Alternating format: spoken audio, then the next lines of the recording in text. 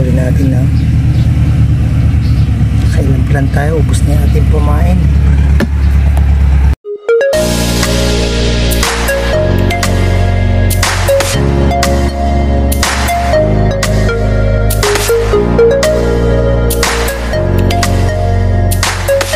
Okay, morning fishing naman tayo, no guys, mga katoto, at isang magandang araw na naman sa atin, no.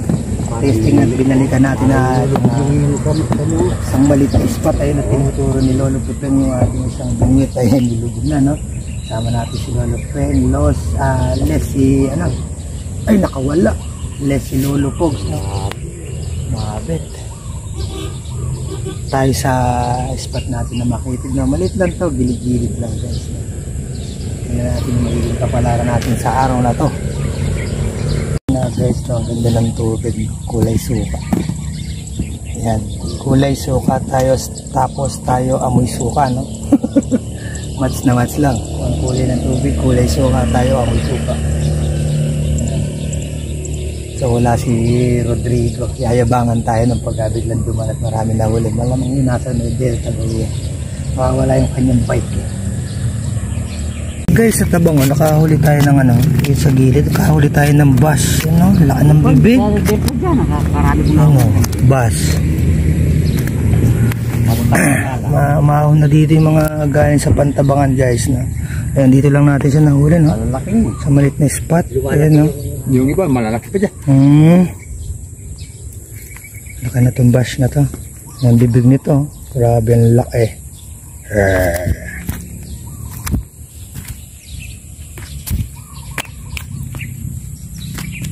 Ganda naman agad ng tilapia, guys, no. Nandito na yung mga isda. Sama natin si Lolo Pepeng, ang nawawala si Lolo Pogs.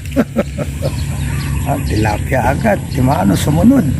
Sa gilid lang tayo, guys. Hindi naman tayo, guys. Paksiw na tilapia. Yun, meron bumubo daw. Sabi ni Lolo Pepeng, kumain natin. Ano yan? Narito. Ay, si Lolo Pogs, so ayun, no, nagsulo. Lolo Pogs, marami uli. Nga. Saan? Patingin. Sinpa na kayo? Iya. Paramdam na naman, sabay kami ni Lolo Pepeng.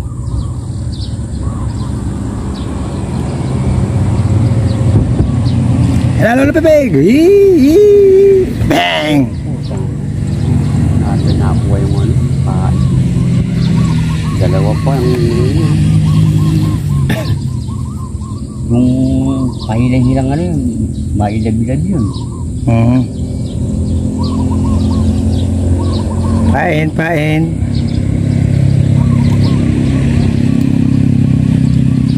Mukhang paro-paro, G. Pahitak-hitak lang. Ayun, huli. Ay, it's a good size tilapia, guys. Yan. Kay Lolo Pepeng, di na huli. Lolo Pepeng, yung sa akin na huli ko. Ano? Uy. Hop, yung isa na naman. Yung isa rin. Ayan, mga katoto, running water yan, no? Na nagbumula sa ilog yan, no? Ito pwesto natin dito, medyo tahimik to yun. Tapos may bahayan sila na isda din yun na hindi namin siya nililinis, no? Nandiyan nagbabaha yung mga isda. Ay, nabangan lang namin siya dito sa may malinis. Ay, kung nakakita sila dito ng pagkain, lalabas sila. Ayan. So tabi-tabi lang kami ni Lolo Pepeng dito na siya'y patuloy pa rin nananalangin.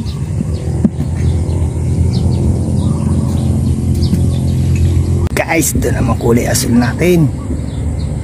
Simple ng kagatan. Ay, nalaglag.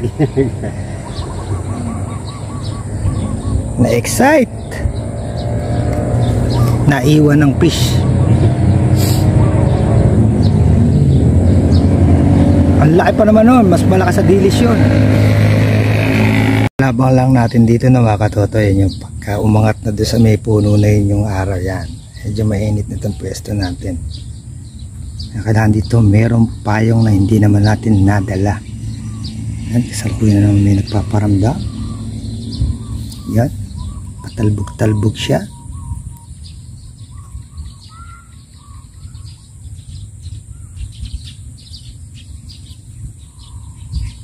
Okay.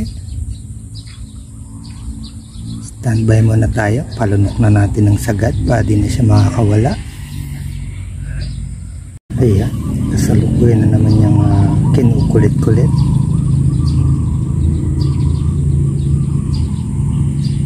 Kasi yung kulay puti na yun, no? Ay, nakatayo yung kanyang tangkay. Tapos yung katabi niya yung isang kulay asul natin na yun.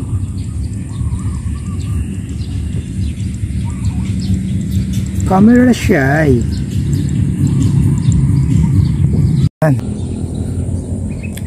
Paparatong na naman. Pag ino ng camera shy. Nang mahiya guys. Papatayin ko muna ang camera guys ha. Pakumagat ka uli ha. It's a prank. Naka-open ang aking camera. Pero siya isang arroyo. Balik muna natin siya sa tubig. Release natin. Guys, ang pula-pula. 2-in-1 pa. No? So isa pang release. Isa kukunin natin. No? Nasundan na ulit sa ating another tilapia naman tayo guys. Yan tayo sa gilid-gilid na. Kaya guys, kasukutin naman tayo ng catfish. Yan, tulad na siya. Tibo naman tayo guys na yan. Parang tayo sa gilid guys. Another hito na naman tayo na kaya medyo maliit ng konti. Dali si Lolo Pipeng. Yes! Isang dalag. Woo! Lakas mga sar, Lolo Pogs. Oh. Ay, saan ka ni Lolo Pipeng? Sulit.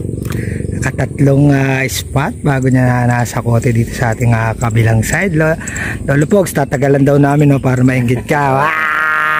Siguro to nasa mga 7 kilo Lolo Pogs kasama si Tata Pipeng kasi yung yung isda plus yung timbang niya nasa 5 kilo silang dalawa. Sasama ko sila overall. Panis ka Lolo Pogs, dito lang sa sabi kabila dito oh. Kalilim pa ng pwesto pala niya. Ayun lang tayo sa kabila no. Ayun. Dinaya tayo samantalang tayo nandun sa may mainit no.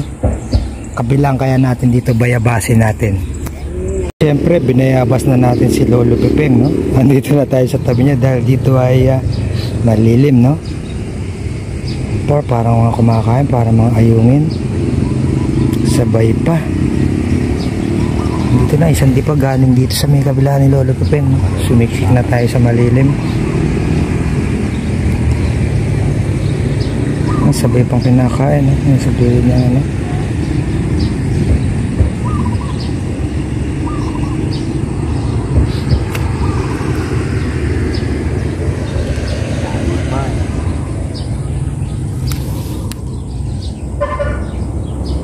Ayan, nabayaba si Lolo Pipeng. Woohoo! Ang huli pala yung isa natin. Simple-simple lang guys. Ayan, tilapia. Ayan, kinakagat na naman ng sabay yung ating blue tsaka itong sabay na. Nabayabas na natin si Lolo Pipeng. Pero mukhang paro-paro G yung nasa may stick na yan eh. Nakakover sa may water lily minto.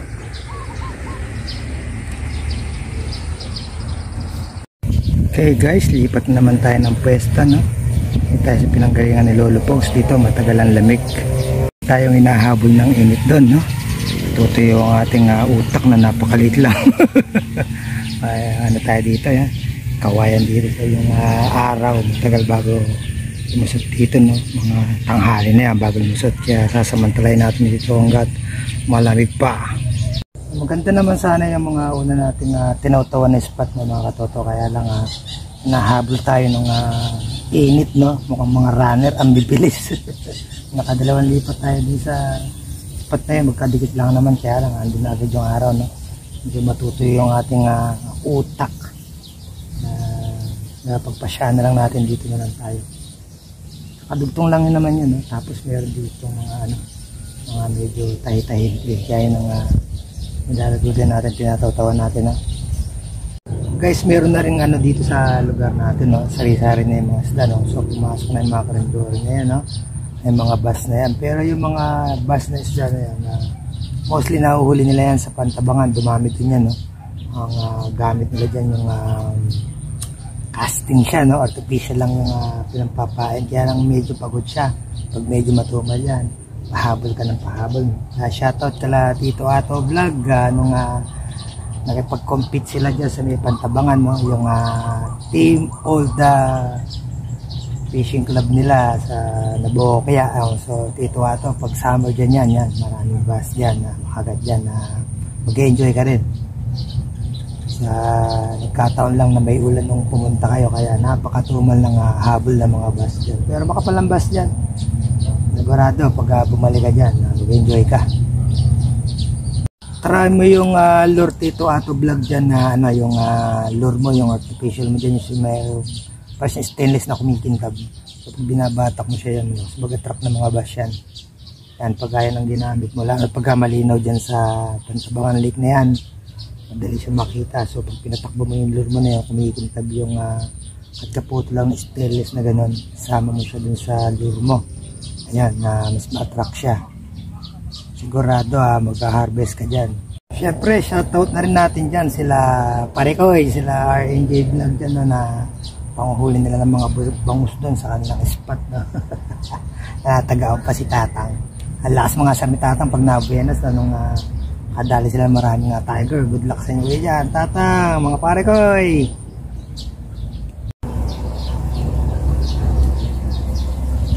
Ayun, guys.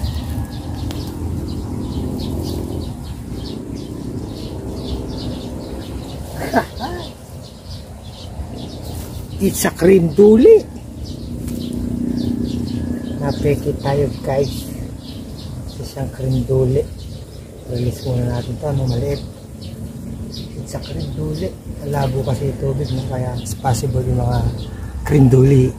Okay guys, mga papakap na tayo. Ubus na yung ating nakakuha pamain, no? Limited lang inadala natin dahil tinesting nga lang natin dito sa mga gilid-gilid kasi dumating yung tubig, no? Kaya lang medyo napakalabo, kaya medyo patumal din yung kagatan. Kailangan magang-maga siya. So medyo tinanghali tayo. Hindi natin sila nasakotin, no? So that's it muna po tayo for today, mga katotot. Marami pong salamat sa patuloy nyo pag-support at pagsubaybay sa ating munting channel, no? Sa mga napapadaan naman po, paki-like and subscribe lang po ang ating munting channel at pakiclick na rin ang ating notification bell para updated pa po kayo sa mga susunod pa po nating i-upload na video, no? So hanggang dito na lang muna po tayo sa araw na to. Marami pong salamat. Paalam!